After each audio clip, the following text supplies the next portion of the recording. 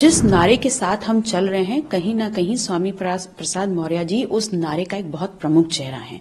और ऐसे में कहीं अगर पार्टी के अंदर उनके ऊपर अनर्गल बयानबाजी होती है तो जिस कद के वो नेता हैं उससे आहत होना स्वाभाविक है।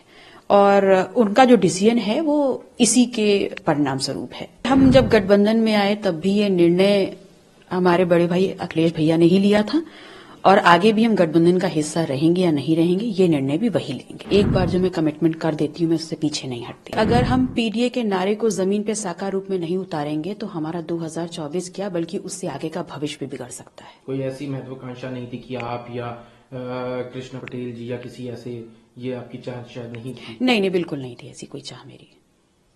आपने एक और जब उनसे पूछा गया राष्ट्रीय महासचिव राम गोपाल यादव से आपके बारे में, तो उन्होंने कहा जिसको वोट देना है दे, ना देना है ना दें, और अगर कोई नहीं देता है तो गिनती होती है और फिर उसके बाद सदस्यता भी चली जाती है। तो कहीं ना कहीं एक एक्शन की भी बात सामने नजर आई है उनके बयान में। देखिए, अब उनके बारे में क्या कहें। उनके बारे में जब श्रद्धेय नेताजी माननीय मुलायम सिंह यादव जी बहुत कुछ कह गए हैं तो अब मेरा कुछ भी कहना उचित नहीं है। इससे आपको कोई आपत्ति, नाराजगी, कुछ ऐसी चीज की? नहीं, बिल्कुल नहीं।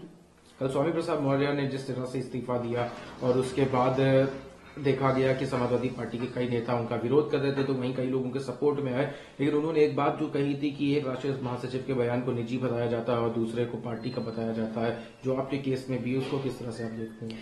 देखिए, मैंने पहले भी कहा और मैं पुनः कह रही हूं कि स्वामी प्रसाद मौर्य जी बहुत कद्दावर नेता हैं।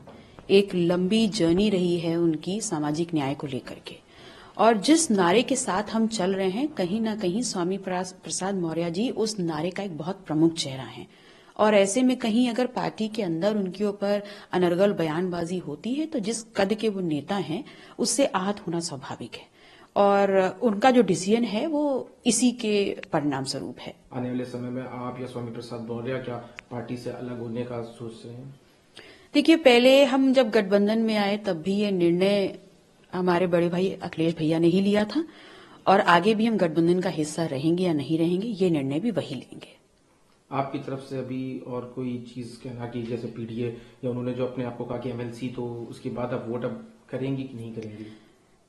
देखिए, जो लोग मुझे जानते हैं वो बहुत अच्छे से समझते हैं कि एक बार जो मैं कमिटमेंट कर देती हूँ मैं उससे पीछे नहीं हटती। आपके वोट ना करने की वजह से जो तीनों कैंडिडेट की इक्वेशन है वो बिगड़ सकती है, नंबर ऑफ जो वोटर्स चाहिए होते हैं लेजिस्लेटिव असेंबली के, वो कम हो सकते हैं, जिसकी वजह से शायद उनका एक राज्यसभा सांसद। देखिए, अगर हम पीडीए के नारे को जमीन पे साकार रूप में नहीं उतारेंगे तो हमारा 2024 क्या बल्कि उससे आगे का भविष्य भी बिगड़ सकता है।